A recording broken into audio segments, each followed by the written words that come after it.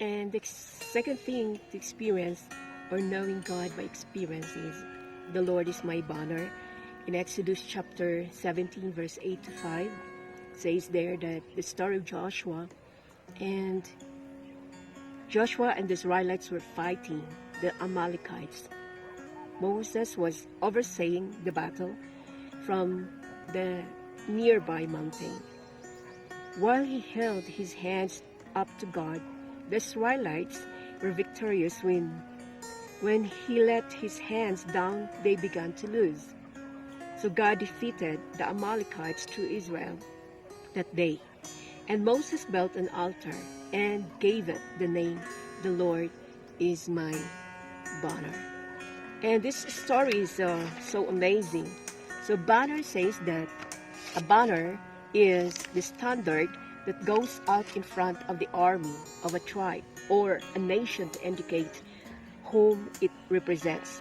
The Lord is my banner says we are God's people.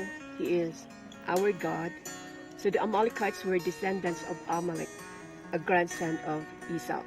And they were a fierce, nomadic tribe that lived in the desert region of the Dead Sea.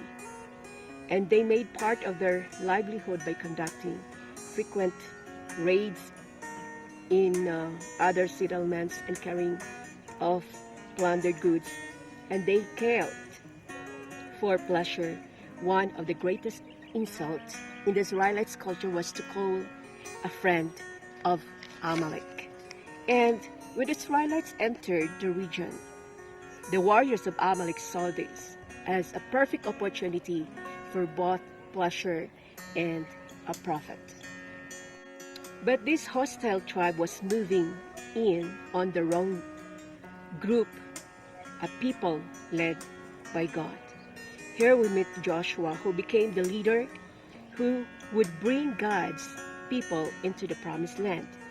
As the general of the Israelites' army, he was gaining valuable experience for the greater battles to come. Aaron and Hur stood by Moses' side and held up his hands to ensure victory against Amalek. And we need to hold up our hands of our spiritual leaders as well, shouldering some responsibility, lending a word of encouragement, or offering a prayer are ways of refreshing spiritual leaders in their work. Moses' uplifted hands gave constant glory to God, indicating that the battle was his and Israel was his. Israel came to know God in a better way that day as they realized and knew we are God's people. The Lord is our banner.